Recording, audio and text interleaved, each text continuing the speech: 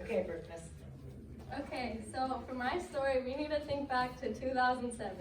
I was about this tall. 2007. Britney Spears. Oh, Britney Spears. All the good music, actually. But I was like this tall, had hair to my chin, like white hair. I had like black freckles on my nose and 2 missing teeth. I was 6 years old. And of course, all the good music came out, so Bleeding Love was like the hit in my family. And I hated it. So You my have to parents, sing a little bit of it, or just hum it. it's like cut me open and I keep bleeding, keep Oh. bleeding your love. Okay, that song. So hit in my family, hated it. So my mom and dad are going to the store and they decide to actually let me stay home alone for once in my life with my 2 older sisters. And of course, like all parents, they write out a little list of what to do. And they're like, Brooke, you gotta clean your gymnastics room. And for all of you that know, I was an athlete, so I had literally my own gymnastics studio in my house. I had a beam, bars, floor, everything.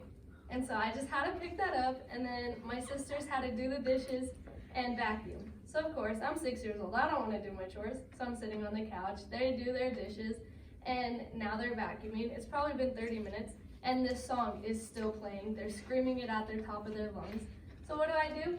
I climb up on the couch, I stand up, and I yell at them, and I'm like, quit singing this song, or I'm gonna make you bleed love.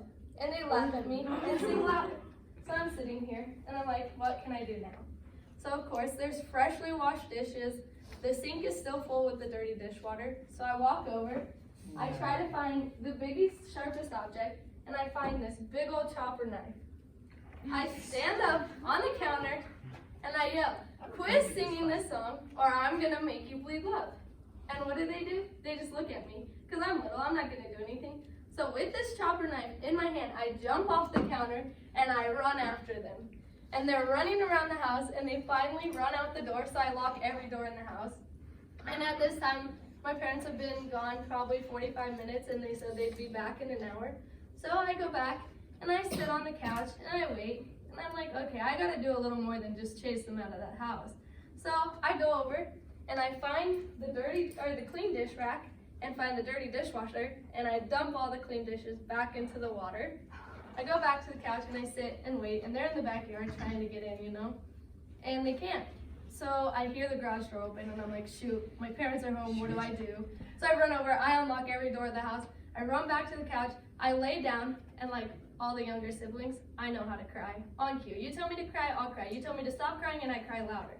So I just start crying, bawling. My mom walks in, of course, she's like, honey, what's wrong? And I tell her, my sisters wouldn't play with me and whatever, and they come running in the house. Yelling, Mom, and just tell her this exaggerated story of what actually happened, and I tell her what didn't happen. Well, so she turns around and she goes, now why would you blame your 6-year-old sister for this? And like, did not believe them. They got sent to their room. They were grounded for 2 weeks. So finally, like a week later, I go to my mom and I'm like, Mom, this actually happened, like you should unground them. And she turns around and she goes, lying's bad, Brooke. Like, why would you lie for your sisters? And of course, I'm like, no, this actually happened, but she did not believe me. So my mom learned that, 1, don't leave me home alone with my sisters, and she didn't for a very long time. My sisters hated me, and of course, I was the devil child my whole life.